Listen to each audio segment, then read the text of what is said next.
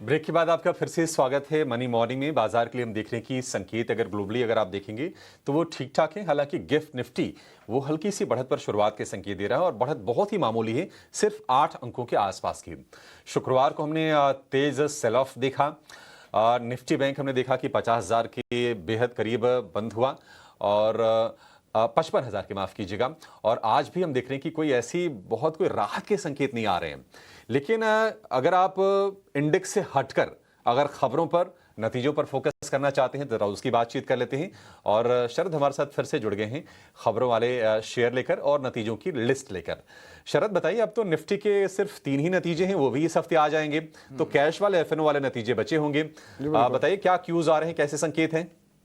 जी बिल्कुल, ये बहुत एक्शन पैक वीक रहेगा। और अभिषेक, ट्यूसडे को सारे निफ्टी अर्निंग्स भी खत्म हो जाएंगे। आज हालांकि कोई निफ्टी अर्निंग्स नहीं है और देखा जाए तो 14 अगस्त तक मेजॉरिटी 99% ऑफ अर्निंग्स भी आ जाएंगे। तो net net mid cap small cap में तो सरप्राइजेस ज़रूर दिखे अभिषेक, लेकिन सेकेंड हाफ ऑफ अर्निंग्स उतना ख़राब भी नहीं रहा है। अगर भारत की बात करें तो निफ्टी 50 इंडेक्स के सबसे पहले बात करते हैं टाटा मोटर्स के। यहाँ पे जो है मिले जुले नतीजे आए हैं और ये फैक्टर्ड इन था क्योंकि जेएलआर ने पहले ही बता दिया था कि टैरिफ इम्पोजिशन के कारण उनका बिजनेस इम्पैक्ट होगा और ऑफ कोर्स इस पे भी जो है नज़र रखेंगे। जेएलआर की गाइडेंस हालांकि अनचेंज रही है, तो इंपॉर्टेंट डेवलपमेंट रहेगा, बट लार्जली मिले जुले नतीजे हैं। आईसीआईसीआई बैंक के लिए जो है नेगेटिव न्यूज़ फ्लो है। इन्होंने average minimum balance savings accounts के जो है मेट्रो और अर्बन एरिया से 10,000 से बढ़ा के 50,000 रुपये कर दिए। और ऑफकोर्स इसमें जो इमीडिएट इम्पैक्ट उसमें देखिएगा कि कासा में इम्पैक्ट देखने मिलेगा। लेकिन अगर आप एग्जिस्टिंग यूज़र हैं, मैंने आपके पास अकाउंट है और अगर आप सैलरीड है, तब आप पे ये इम्पैक्ट नहीं पड़ेगा।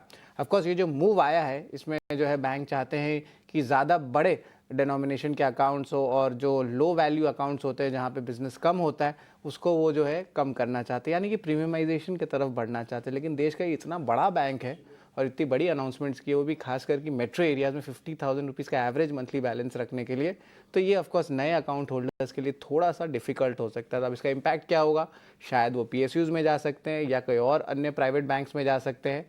और अभिषेक, आपने हमेशा एक पॉइंट रेस की है कि जो वेटेज होती है वो बहुत ज़्यादा है आईसीआईसीआई बैंक की निफ्टी बैंक पे। अगर एडवर्स इम्पैक्ट आता है तो शायद निफ्टी बैंक को और ज़्यादा गिरावट देखने मिल सकता है। पर ठीक है, डिफेंस स्टॉक्स पे भी बात कर लेते हैं। यहाँ पे डिफेंस प्रोडक्शन जो है देखिए 18% ईयर ऑन ईयर बेसिस पे बढ़ा है। डिफेंस स्टॉक्स में जो है आज थोड़ी सी तेज़ी या पॉजिटिव सेंटिमेंट तो ज़रूर रहेगा। टेक्सटाइल स्टॉक्स के लिए भी मिनिस्ट्री ऑफ टेक्सटाइल ने जो पीएलआई स्कीम है उसको एक्सटेंड कर दिया है फ्रेश एप्लीकेशन के लिए अगस्त 31 के लिए, ताकि और टेक्सटाइल कंपनीज को बेनिफिट मिले जिस तरह टैरिफ इम्पैक्ट ग्लोबली देखने मिल रहा है। मणप्पुरम फाइनेंस मिले जुले नतीजे आए हैं। गोल्ड लोन पोर्टफोलियो अच्छा है लेकिन एसेट क्वालिटी जो है मोस्टली ख़राब होए जा रहा है अक्रॉस सेगमेंट्स। और मैनेजमेंट ने कहा है कि जो गोल्ड लोन यील्ड है वो मॉडरेट हो जाएगा, 18% तक हो जाएगा अगले 4 से 6 क्वार्टर में, क्योंकि रेट कट की ट्रांसमिशन भी तो हो रही है। तो गाइडेंस उतना अच्छा नहीं है। नंबर्स चलिए ठीक है मिले जुले हैं, बट फ्यूचर देखा जाए तो नेगेटिव इम्पैक्ट रहेगा। टीवीएस सप्लाई चेन सोल्यूशन एक पैट वन ऑफ स्ट्रक्चरिंग था, इसलिए आपको जो है पैट बहुत बड़े नंबर्स दिख रहे होंगे आपको, ऑलमोस्ट 10 गुना बढ़ गया है पैट, लेकिन लार्जली मिले जुले नतीजे आए हैं। और यहाँ पे कहते हैं कि FY26 एंड बियॉन्ड में जो है नतीजे स्ट्रॉन्ग रहने वाले हैं। बट कुछ उतना बड़ा खास गाइडेंस कंपनी ने दिया नहीं है, बट पैट के आंकड़े आपको ज़्यादा दिख रहे होंगे। जाइडस लाइव यूएसएफडी अप्रूवल आई है कॉन्स्टिपेशन ट्रीटमेंट ड्रग को लेकर, स्टॉक के लिए सेंटिमेंटली पॉजिटिव है। जेएसडब्ल्यू एनर्जी जो है अपनी तीसरी और आखिरी 80 मेगावाट की जो हाइड्रो प्लांट की कैपेसिटी उनको कमीशन किया है। अब 13 गीगावाट का टोटल कैपेसिटी बढ़ जाता है, स्टॉक के लिए सपोर्टिव है।